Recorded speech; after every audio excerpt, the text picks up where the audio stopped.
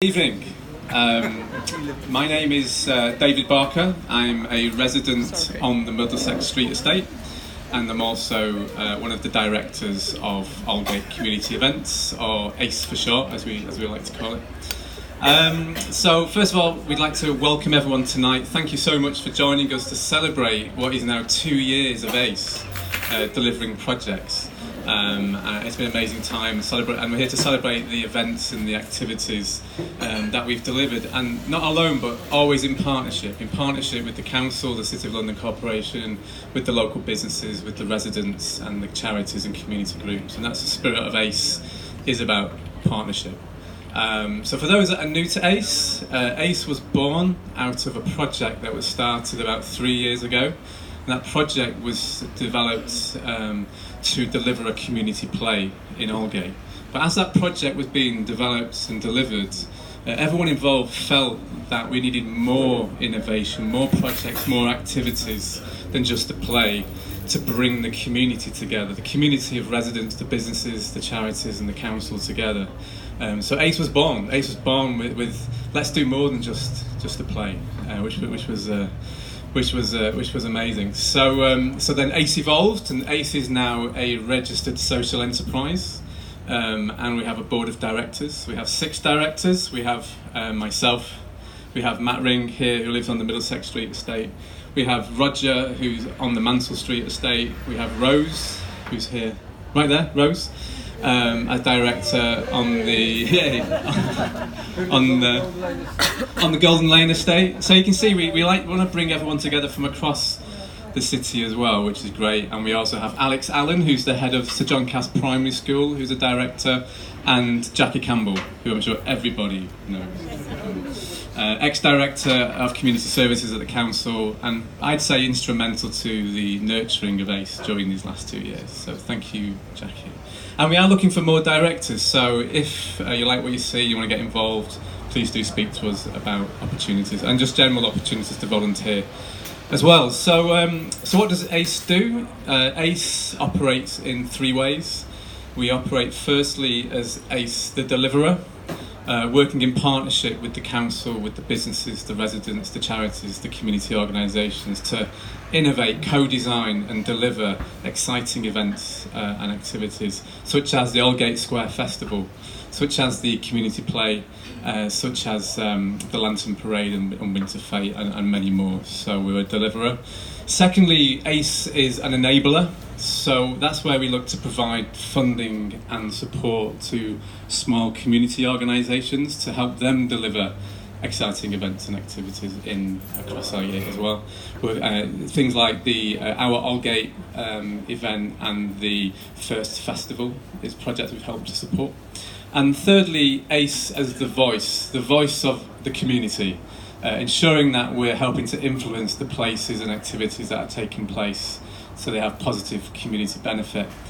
For example, when this amazing square was being finished and this fantastic cafe was being built, we were speaking with the council, a voice of the community. How can we ensure the residents and everyone across the businesses involved can feel ownership and take part in activities in these spaces?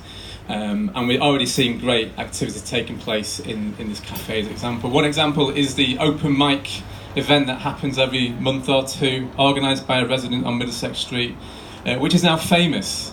It's famous because on the open mic, mainly it's young people off the estates writing songs and performing. 11 years old, 13, it's incredible. And last time we were here and we were blown away by one young lad, 13 years old, and me and my wife Sophia were saying he needs to be on The Voice for Kids. He is so good. Saturday we turned on the TV, he was on The Voice for Kids. He won The Voice for Kids.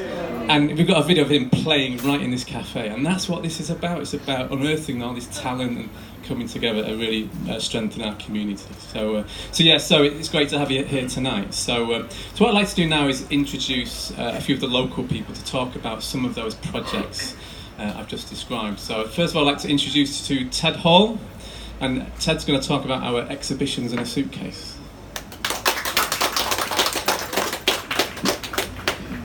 Thank you. I'm the chair of the Middlesex Street Petticoat Square Garden Club. how I got here. My first career was 25 years in the army. My second career was 25 years looking after one of the senior livery companies in the City of London. And since retiring, I've lived on the Middlesex Street estate. I've chaired the Residents Association, and I now look after the Prendergast Square Gardening Club. We try to organise events on the estate for the residents, which number over 400. And one of the things that we are very serious about and very conscious of is that integration is the key to getting everyone involved. This came to light about 3 years ago when we had an event up at the Guildhall, and people were asked to make contributions towards that event, and this was the Suitcase event. Now, everyone had different ideas about what these suitcases should contain. Some contained histories of their lives, but as a gardening club we felt that we should have a gardening theme. So we put together a suitcase that was full of herbs from all over the world. And just to give you an example, we had lavender, which comes from France. We have wild strawberries from the Mediterranean, marigolds from Spain, mint from Eurasia, Libya, which is a lemon verbena from Africa, bay trees from Greece, a curry plant from India, parsley from Asia, and chamomile from the British Isles. And there's a picture of our little suitcase there, which is also on the board. And the idea was that if all these herbs from around the world can be planted together and learn to live together quite harmoniously, why can't we? And I think that is the key to integration, and we must work tirelessly to ensure that that happens. Thank you. Thank you, Ted. I'd like to introduce Colin.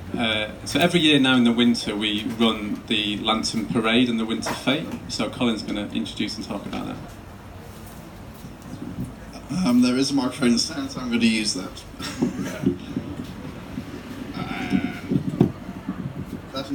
That allows me to actually drink my discoloured water while I talk to you. My name's Colin Setchfield. I work in the Pointy Hat building just over the square, St Botolph's. We've been involved with ACE since first days, I think, though I'm not a member of the board or anything like that. But I was dragged across to say, tell gush about kind of the things that we do. Looking around at faces here, a lot of you will kind of be going, oh, we know everything about what he's gushing about. But that's not going to stop me. I've been asked to talk to you about the Winter Fete and also about the Lantern Parade. Hands up, who's seen them? Yeah, I don't need to talk! So that's the key thing. So, right at the early days, 3 years ago, when we were first looking at this play that we've already heard about, St Botolph's was part of that, kind of quite excited and quite eager at finding something that actually could build into something for the local community and of the local community by the local community. And this just seemed a wonderful opportunity of stepping into that and actually setting something up, not just for then and now, but kind of going forwards. It's developed and grown since then into kind of what we know as ACE now.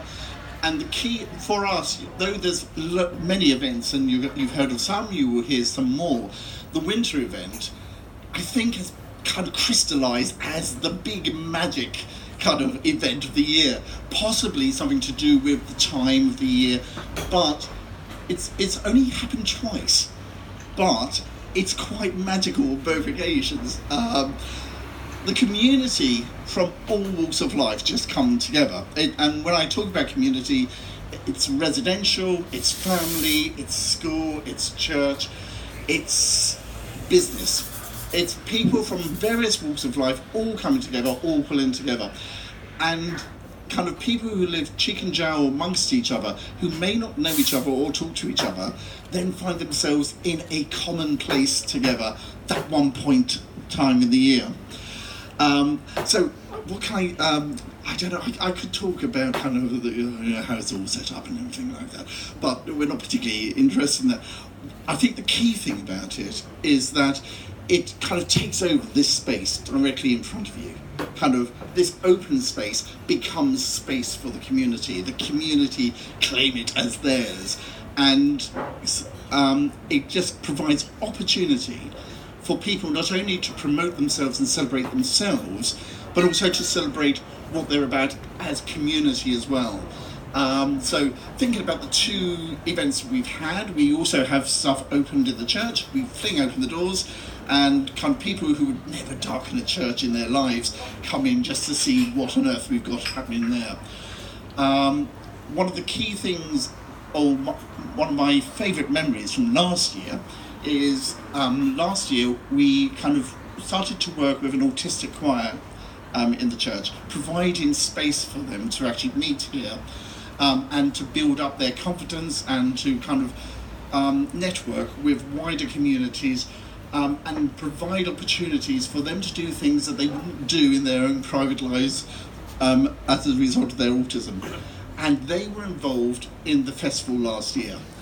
And I remember the stage being over here, and kind of I rushed out of the church. I'm normally tied to the church, but I rushed out and kind of just in time for this. And they were lining up to go onto the stage, and you could see that they were looking down. It was kind of, I don't know if this is going to work, I don't know if this is what we should be doing or whatever. But as soon as they walked up those steps and got into the stage, kind of,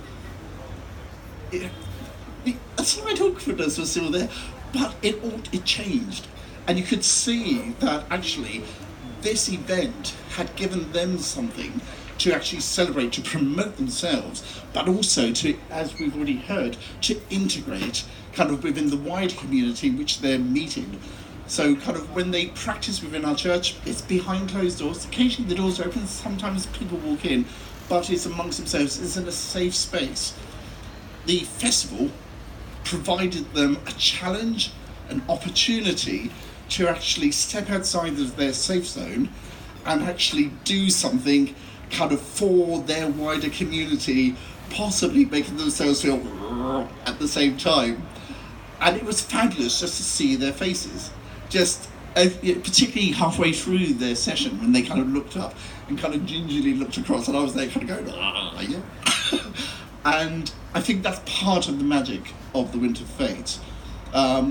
Thinking of, we can't talk about the Winter Fete without talking about the Lantern Parade, which has become such a key thing for it. When the Lantern Parade started as an idea from Leafy Kent, and there were questions of, will this work in East London, in the City of London? But it does. Not much detail about it, but I remember last year, they really let me out of the church, that's why I get places like this.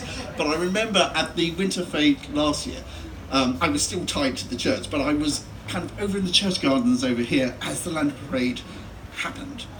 And it started off here, and there were what seemed like thousands. It was just people everywhere with lanterns. And though I wasn't part of that parade, which goes round the community, actually almost claiming, this is our turf, this is our manor, this is us, this is where we live, this is our place. It was just fabulous to kind of just stand there and watch this mass of people and colour and light going out and snaking around. It was, I think possibly, but for me, it seemed a better vantage point just to see the size and the breadth of that. Probably standing at a distance, I didn't get the feeling for how diverse that was. But once they came back with their drumming and whatever, you could see that. But it was fabulous. Caused a bit of chaos. Nothing wrong with that. But the whole point of it was again people from the whole of the community coming together from a whole range of backgrounds and diversities, coming and merging into one as a celebration of their local community on that night. and that was fabulous to behold, fabulous to see, and I'm glad kind of we've got another one this year. Hopefully it will get less work as it goes on, but it's a fabulous thing to behold. If you haven't seen it, come, what's the date?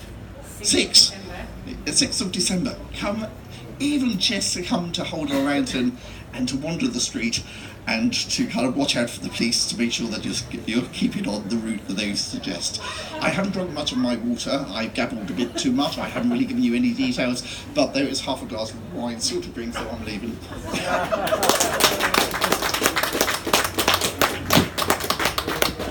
Thank you, Colin. And Colin actually mentioned about hopefully we can put this on again this year. And the reason he's saying hopefully because it does require funding from the council, from the City of London Corporation. We applied for that funding, and the good news today we got the funding. So we are delivering the Lantern Parade and the Winter Fair, which is fantastic. So I'd like to now introduce Rose, who's going to talk about the Aldgate Square Festival.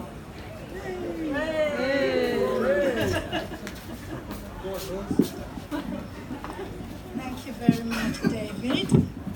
I brought this book, but don't worry, I'm not going to read it because I'm not going to read it, the whole thing, because it has already been said by David and Colin what I was about to say. So I will just pick a few. I had put down all this for you, but it has already been covered. No, my name is Rose Naigaga, and I'm a resident of Golden Lane Estate, and I'm also a director of ACE. And I became a volunteer almost at the beginning, and since then I haven't looked back. I enjoy doing what I'm asked to do, and because of that, and what ACE stands for, that is really my passion to do something, to give what I can to make the whole aim and goal to be. And anyway, it was the community launch of the new square that grew out of the Aldgate Play and Heritage Project. ACE partnered with the city, as David has mentioned, and I won't repeat everything because time is giving in, and there are other people who need to talk. And because of that, it all comes down to integrating, as Colin mentioned, bringing the whole community together and to exchange ideas and get to know what the community needs and build up from there. And because of that, I think with all the love, once you have the love inside, love inspires, it designates, and leads the way. And what I've found out from ACE, which is Aldgate Community Events, is the love that everybody has for the community, whoever is involved. And that's why we're all here, because we have something we want to give or we want to get out of it.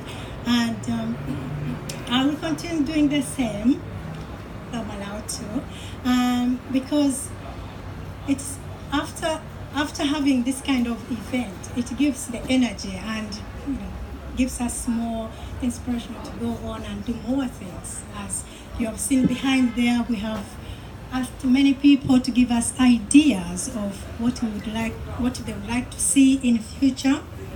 And as I've mentioned about love inspiring, where there's love, there's liberty. Thank you very much.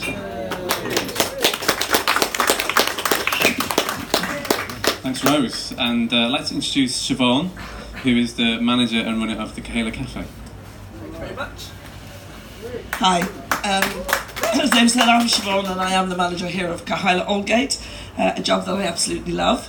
The first thing people struggle with is how do you say it? And it is Kahaila, not Kahaila or Kahula or all sorts of things that we've had. And Kahaila is a mix of two Hebrew words, when put together mean life in the community. But Kahaila is not just a cafe, it's many other things. So we are a church, we are a cafe, and we are a charity. And we want to take an active role in addressing issues that are important locally, and also nationally and worldwide as well. So over the years, we've helped to establish 4 different charitable projects. So if you can bear with me for 1 minute, I'd love to tell you about them. So they're called Essence, Luminary Bakery, Ellis Home and Brew. So Essence is, their mantra is every woman in prison has dignity, worth and the power to change. So they work in a local women's prison, and they go in to help the women to have a feeling of self-worth in an effort to help them not re-offend when they come out. And they don't only work with the women while they're in prison, they continue to meet with them and look after them and encourage them when they come out of prison to try and help them not re-offend. Luminary Bakery is empowering women to reach their own potential, and what Luminary Bakery do, and they provide most of our cakes, is they teach women how to run a business. So they get trafficked women, ex-sex workers, abused women, women from prisons, and they teach them how to bake and then how to run a small business. And that then helps them to get on their feet. What else we say? Ellis Home. Ellis Home is like a halfway house for that provides long-term aftercare for women who have been sex workers or been sexually abused or have experienced any kind of sexual trauma. So women get to go there and they get to stay there for as long as they need to. So there's no short-term plan. And some of them go on to work in the bakery, which is amazing. And then Kahaila Brew is a barista education for homeless people. So the idea there is that you give people a skill, so they have something to put in a CV, and hopefully they find a job and get off the street. So that's what we raise money for. We're a non-for-profit organisation. So the money that gets spent here goes into those projects after we've paid the lovely staff, of course. Everything goes into the project, so nobody's making lots of money out of it. But when you come and buy coffee or wine or beer or cake, you are making a difference to the local projects. But on top of all that, we are absolutely committed to being part of the community here in Aldgate. And I am delighted to work alongside Laura sometimes have been involved in some of the ACE events. We love having open mic night here. We love having events like this here. We love it when you guys come in, and we want to be a vibrant part of your community and work in partnership with you. So thank you for the opportunity to tell you a little bit about us. Thank you very much. Hannah Metcalf. Hannah's going to talk about the Mint Street Festival.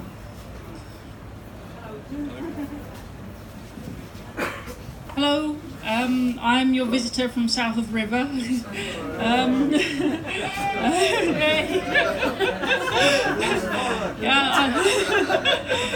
So I live in Southwark. I live in a City of London housing estate.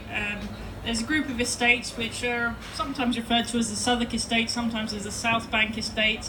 Anyway, in the middle, roughly, of where these estates are, there's Mint Street Park, which is a bit of a local meeting point. I first got to know it when I had my first child, and there was a volunteer-run playgroup there, and I took my baby there, and it was for me quite a difficult time because I felt sort of quite unsure of myself as a new mum, and it was really important to me kind of meeting other mums and feeling like there were other people in the area that I could talk to. So that kind of got me involved in community activities and inspired me to start the Mint Street Music Festival, which has now been running for 6 years in Mint Street Park. And it's very much a community-rooted festival. It's free, it's advertised in the local housing estates, and we have a mixture of bands and choirs and dance groups, and also art projects that take place in a local community centre in the run-up to the festival. So people are involved in all kinds of ways in the months before the event and on the festival day. And City of London have been very supportive. Catherine was amazing this year. It was actually on site all day, dragging bin bags around and other unglamorous sides of making an event happen. And it's really interesting for me to be here today, hearing you talking about sort of comparable events. Other things that are also comparable are that I organise a Mardi Gras event in February, so I guess that's kind of has some similarities with your winter fair. That was inspired by really just the idea of let's do something to cheer everyone up in February, which is a miserable grey month when no one gets outside, no one speaks to their neighbours. I mean, we don't actually have a community space like this, unfortunately, so in some ways we're kind of even more kind of likely to just hurry past each other with our heads down. So that started out as a little event outside the block where I live, with going out and tossing pancakes. I make pancakes out of yellow cloths, so it didn't matter how many times we dropped them. And we got the local older people's group to make decorations. So we tried to bring the kind of colour of a kind of Latin American style Mardi Gras together with English Pancake Day to make our own Mardi Gras. And that has grown and taken various forms over the following years. We had a bicycle parade one year. We've had events in local community centres when we realised that the February weather was just too hard to deal with outdoors. Although actually, I think having something outdoors is something you can't really beat in terms of getting neighbours who maybe, as you've said, kind of ignore each other on a day-to-day basis. If all they have to do is look out the window and think, oh, what's that? And just, oh, I'll just go and see what's going on down there. It's an incredible icebreaker, and it kind of really has you can feel the effect it has on the community, especially if you repeat it for a few years and then people start to talk about it before and afterwards. So it's been a really good journey, I think, doing the Mint Street Music Festival and the Mardi Gras, and it's really great to be here hearing about something similar going on north of the river, and maybe we can make some links and learn from each other. Thank you.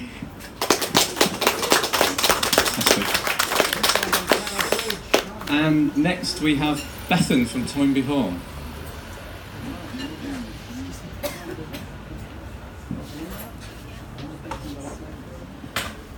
Hello. Hi, there's a lot of you. Hi. So yeah, I'm Beth. I work at Toynbee Hall around the corner. How many of you know Toynbee Hall? Probably got a longer relationship with it than I do. Probably lots of stories too. So we're an anti-poverty charity around the corner on Commercial Street. What does that mean? Well, some of it's your bread and butter, providing really good debt advice, welfare benefits advice for local people. That also means that we work with local people to conduct research into the issues that are happening in their life, from private renting to antisocial behaviour, working together with them to come up with solutions, so that we, in the spirit of what we're talking about today, come up with solutions that are really led by the community and work for the community. We really think that the people who live here are the experts in their own lives and what needs to happen to make things better.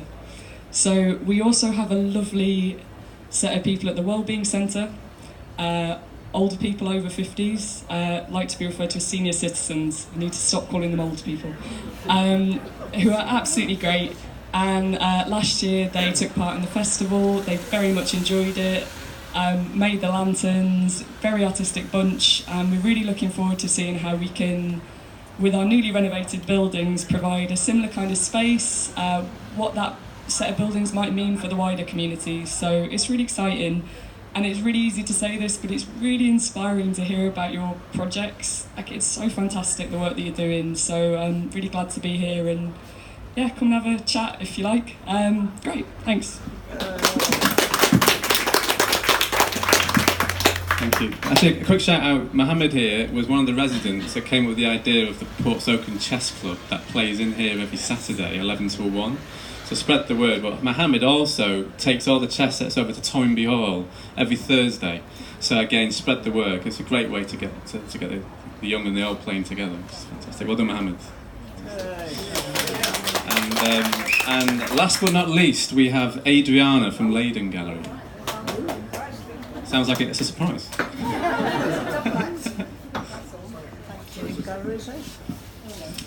My name's Adriana as well. Yeah, we've got a double act here. Okay. Mork and Mindy. Who remembers Mork and Mindy? These notes, 2 hours long. Respect. Page 1. So, yes. Sorry, I'll interrupt you. Just to let you know that I personally have been a resident here in Petticoat Lane for 40 years. Okay, I'll beat that. 1975, I used to work in the market. Okay. All right, so we are Leyden Gallery, and thank you to Laura for inviting us, and it's so great to kind of hear everyone's stories. It's, you know, it's really amazing to sense the community here, actually. We have a gallery, an art gallery, in Leyden Street, very close to here. We've been running this commercial art gallery for 6 years now, which is an achievement in itself. To actually have an art gallery for 6 years, unfunded, so we've been doing that, and basically, I mean, as Lindsay said, he's been living here for a long time, so we know the area, we know the community. What we've been doing is having lots of events there. So we're not just an art gallery. So some of our events are, I'm just listing them, thinking of drink and draw, life drawing. We do a monthly cabaret, which is called Sybarite Nights, the pleasure seekers, Sybarites. What else do we do? We do a resident drag event, and we're doing one this month, which is a charity event. All ticket prices go to the charity, which is Cancer is a Drag. So that's on the 23rd of August. We have only about 10 tickets left, I'm afraid, so you can't all come. So it's almost sold out. So we do lots of events, but we also do art, of course. That's how we started. And in fact, our very first exhibition was called Fabricate, which was about the seamstresses of the 19th century in the local area. And it ended up, actually, to cut a long story short, at the Tate Liverpool. That was interesting. So our first inaugural exhibition, part of it ended up in the Tate. So we thought, oh, we must be onto something, fairly good here. So we carried on, and so we did lots of exhibitions, and lots of people, amazing people, have approached us over the years. And so some of those people are some of the exhibitions. All right, okay, we're skipping the whole bit. Oh, are we skipping the whole section? Okay, that's fine. Read the notes, yeah. Skip it, yes. Important exhibitions. I mean, we've done a lot. We've done a censorship exhibition. We've worked with Acid Survivors Trust International. That's not drugs, acid. No, and where we had to stop the ITN news coming into the gallery because we had BBC News in the gallery filming. So we had to say, yes, yeah. Could you just hang on a second, because the BBC are interviewing us at the moment. Yeah. And we had the absolutely wonderful woman who should be running this country at this precise moment in time, Shani. Dame Shak. Yeah, sorry. Shami Chakrabarti.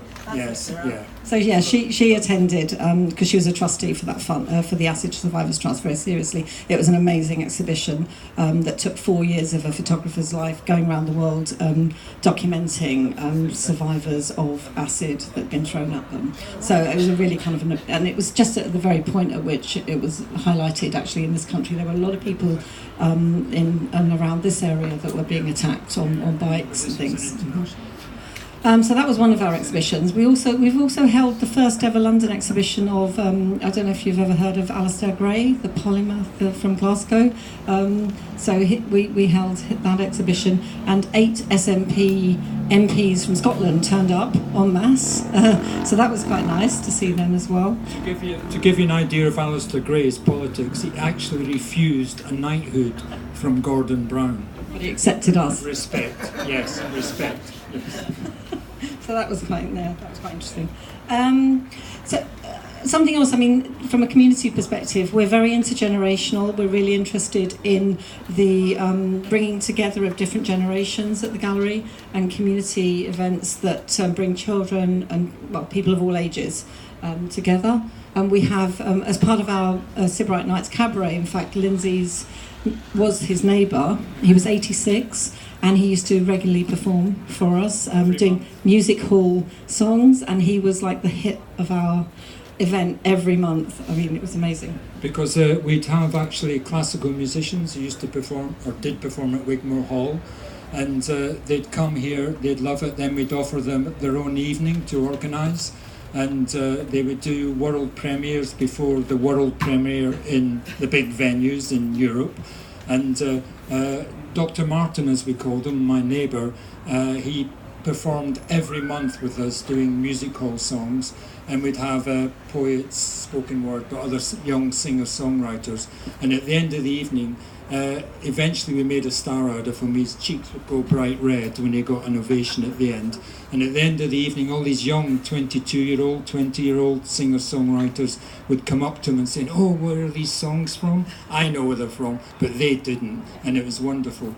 And that is our proudest moment, actually. And unfortunately, he's now had to go to a home, so we don't work with him.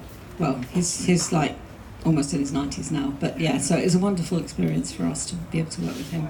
I mean, another thing we do as a gallery is we support women artists, we support the LGBT community, we do lots of events, and we actually show in excess of 80% of women artists. I mean, it's not a deliberate kind of manifesto or anything, it's just we're not against women, which seems to be the normal kind of practice for art galleries. So as it turns out, the 70% plus people who go to art school who are women end up being properly represented by our gallery.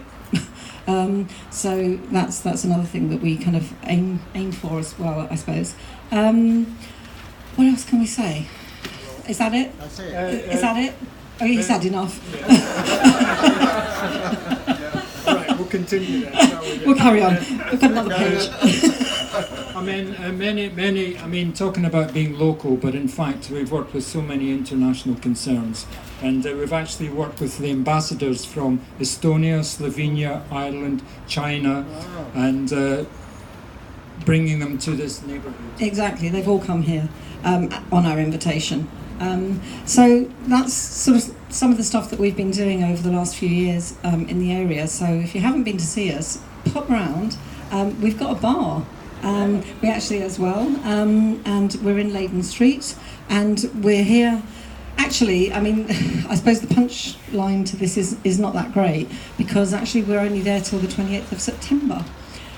We do have plans to return, but what's happened is that we've been hit by a 60% rent increase. So we're now, unfortunately, in a position where we have to kind of vacate. We've given them notice, so we will be going on the 28th of September. We still live here, we will still continue to be here and be part of community events here. We are going a bit underground, we've got some ideas, and we will be back. But if you want to come around and see us, please do come and have a coffee, come and have a drink, come join our mailing list, find us on Instagram, Facebook, wherever. Leyden Gallery, that's with a Y. And yeah. I mean, the point is, people say to us when we say, "So where are you going?" And we say, "We're going nowhere. We are staying. This is where we belong. This is our," as they say in show business, "this is our hood. This is where we are." So we're working in coming back in a much more bigger setup. And anyway, yes. That's it from him, and that's it from me. Okay.